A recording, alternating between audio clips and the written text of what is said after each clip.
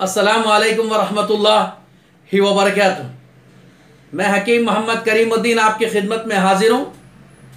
राहत सेहत शफाखाना महबूब नगर का यूनानी दवाखाने वाला, जहाँ पर मर्दाना कमज़ोरी का इलाज किया जाता है।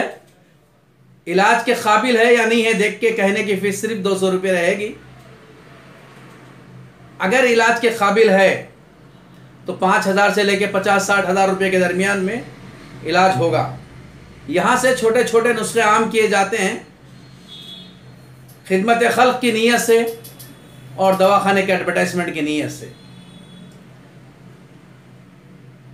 मोटापा से कई लोग परेशान हैं। ये मोटापा बीमारियों की जड़ है। अगर आदमी उकड़ बैठ के खाना खाए, आदमी मोटा होता ही नहीं। उकड़ बैठ के खाना फितरी अमल है, सुन्नत है, नेचुरल तरीका आदमी उकड़ बैठ के खाने का ही है, फितरी अमल है। हिंग लें,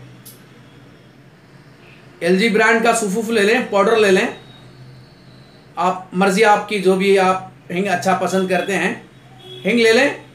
1 गिलास पानी में 1 चमचा हिंग डालें, अच्छा खूब हिला लें और इसे पी लें।